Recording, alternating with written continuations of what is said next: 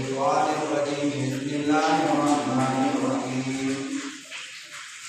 आमीन वल किताबिल मुबीन। इन्ना अंज़लनाहु फी लैलतिन मुबारकह।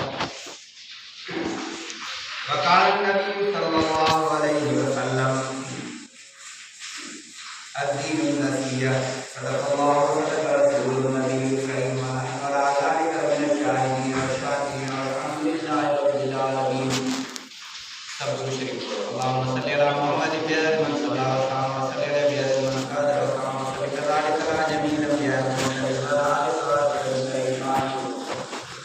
मोहतरम अज़ीज़ दोस्तों, अज 8 शोबान मुअज़्ज़म जुमे जो ॾियारो। अज असांजो उन्वान आहे शब बारात जी फज़ीलत, 15 शोबान जी रात जी फज़ीलत। हज़रत इकरमा खां सवा सब मुफ़स्सिर 15 शोबान जी रात जी फज़ीलत जे बारे में फरमाइनि था त लैलत मुबारक जेको क़ुरान में अल्लाह बयान फरमायो आहे 15 शोबान जी रात लाइ आहे। क़ुरान जीअं 15 शोबान जी रात बरकत वारी आहे, क़ुरान बि बरकत वारो।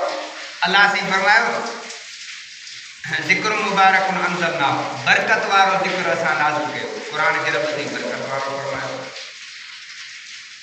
अल्लाह साईं पाणीअ खे बि बरकत वारो फरमायो। फरमायो व अंज़लना मिनस समाए मान मुबारक, असां आसमान मां बरकत वारो पाणी नाज़िल कयो।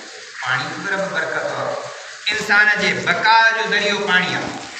वजअलना मिनल माए कुल्ल शैइन हय, हर हिक शइ जे साह वारे जे बकाव जो सबब पाणी आहे। ज़िंदगी आहे पाणी सां। हींअर केनाल छठनि लाइ दाऊं पिया कनि सिंध जा रहवासी अॻुवाण सभु, त इहो पाणी पियो हुजो त असांजूं ज़मीनूं वैरान थी वेंदियूं, ज़मीनूं वैरान थियूं त माण्हू वैरान थी वेंदा। हज़रत ईसा अलैहिस्सलाम खे रब साईं बरकत वारो बणायो। फरमायो वजअलनी मुबारकन ऐनमा कुन्तु, मां जिते बि हूंदुसि रब साईं मुंहिंजो बरकत वारो बणायो। बीवी मरियम जे पेट में आयो ऐं बरकतूं शुरू थियूं। हज़रत ईसा अलैहिस्सलाम जॾहिं बीवी मरियम जे पेट में हो, वण खजीअ जे वण जे हेठां वेठी, अल्लाह साईं उते वण जे हेठां पाणी जो चश्मो आयो। सुकल खजीअ जे वण मां ताज़ियूं खजूं ॾिनई। फरमाई फनादा मिन तहतिहा अल्ला तहज़नी कद जअल रब्बुक तहतक सरिया वहुज़ी इलैका बिजिज़िन नख़लति तुसाकित अलैकि रुतबन जनिया फकुली वशरबी वकर्री ऐना। अल्लाह ज़िक्र सां आवाज़ ॿुधी, तूं गम न कर, परेशान न थी। तुंहिंजे वण जे हेठां जिते वेठी था पाणी जो चश्मो वहियो, सुकल खजीअ जे थुड़ खे थोरो लोड, तोखे ताज़ियूं खजूं मिलंदियूं, खा पी, पंहिंजूं अखियूं ठार, परेशान। इहा हज़रत ईसा अलैहिस्सलाम जी वजह जे करे शजरतिन मुबारकतिन ज़ैतूनतिन, ज़ैतून जे वण खे रब साईं बरकत वारो बणायो। ज़ैतून जो तेल जेको ॾीए ॿारनि लाइ कमु अचे ऐं सिबग़िल लिल आकिलीन, खाइण लाइ गोड़ तौरु कमु अचे। हाणे त हकीम चवंदा जेको ज़ैतून जो तेल इस्तेमालु करे शुगर ब्लड प्रेशर कंट्रोल में ईंदा।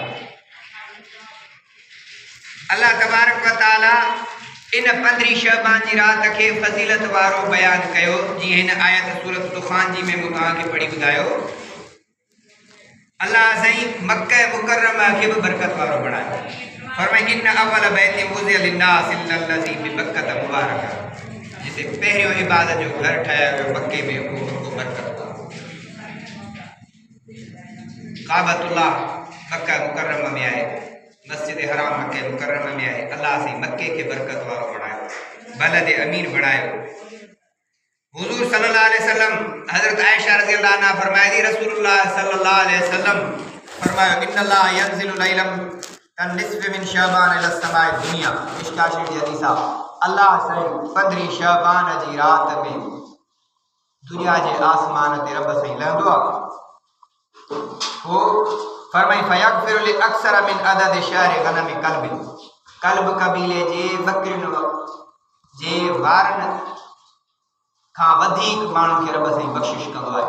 छो त कल्ब कबीले जे बकरियुनि जा वार घाटा, वार असां मथे जा बि गणे नथा सघूं, एॾा घणा आहिनि, बकरी में एॾा हूंदा। इन 15 शअबान जी रात बख़्शिश अल्लाह साईं फरमाईंदो आहे ॿारनि जी।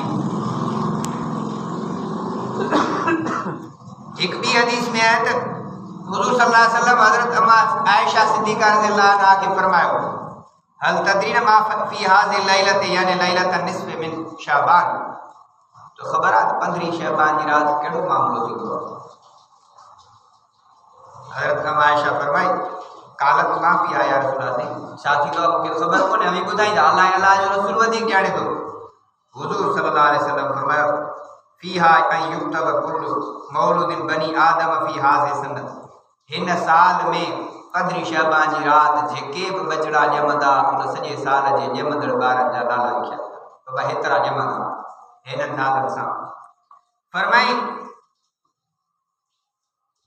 वरी युक्तब कुल्लु हालिक मिन बनी आदम फी हाज़ि सनद जेके हिन साल मरंदा उन सभिनी जे मरंदड़ जा नाला लिखिया वेंदा उहे भी रजिस्टर में दर्ज थींदा हेतरा जमदा साल में हेतरा मरंदा साल में।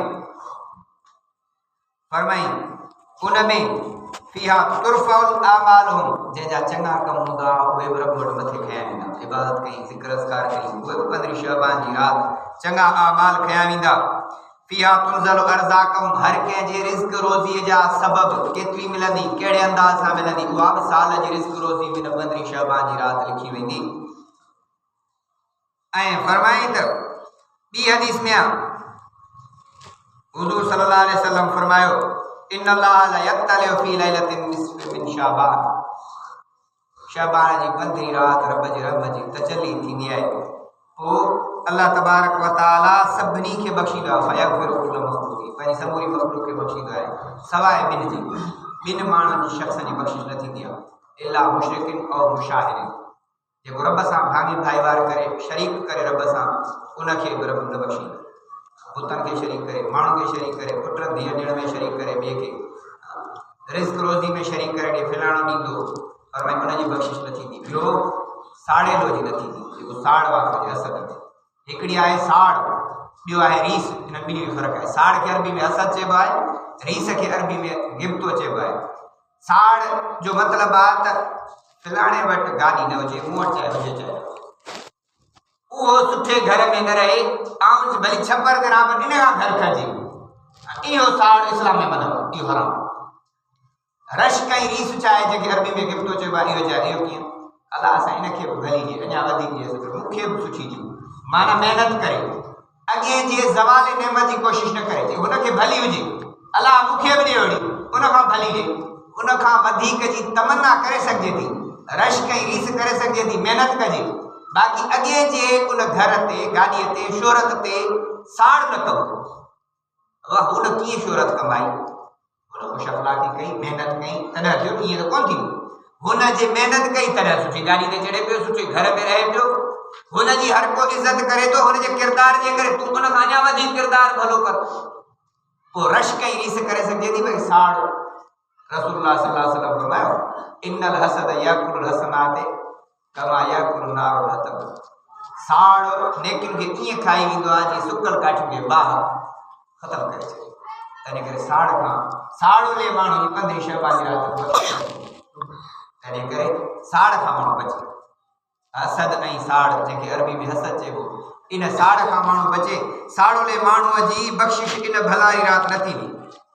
हज़रत अली मुर्तज़ा शेर खुदा रज़ियल्लाहु ताला अन्हु खां रिवायत आहे फरमाई इज़ा कानत निस्फ़ लैलतिन मिन शाबान फक़ूमू फ़ीहा वसूमू यौमा हज़रत अली से फरमाया तो मदीने वाले ने फरमाया जॾहिं 15 शाबान जी रात खे त रात जी इबादत कयो ज़िक्र अज़कार कयो नफ़िल पढ़ो ऐं ॾींहं जो रोज़ो मदीने वाले मीर खां सोणे अली इहा रिवायत कई आहे ऐं फरमाई त उन रात जॾहिं सिज लहंदो आहे उन महिल खां वठी रब जे तरफ़ां ऐलान थींदा आहिनि फरमाई फ़इन्नल्लाह यंज़िलु फ़ी हालि ग़ुरूबि शम्स इला समाए दुनिया सिज लथे अल्लाह साईं आसमानी दुनिया ते लही ईंदो आहे ऐं ऐलान थींदा आहिनि अला मिन मुस्तग़फ़िरिन फ़अग़फ़िर आहे को बख़्शिश घुरंदड़ जंहिंखे बख़्शे छॾियां अला मिन मुस्तरज़िक़िन फ़अरज़ुक़हू आहे को रिज़्क तलब कंदड़ हुनखे रिज़्क ॾियां असां रब खां नथा माण्हू वठो ख़ैरात ॾियो ज़कात ॾियो किथां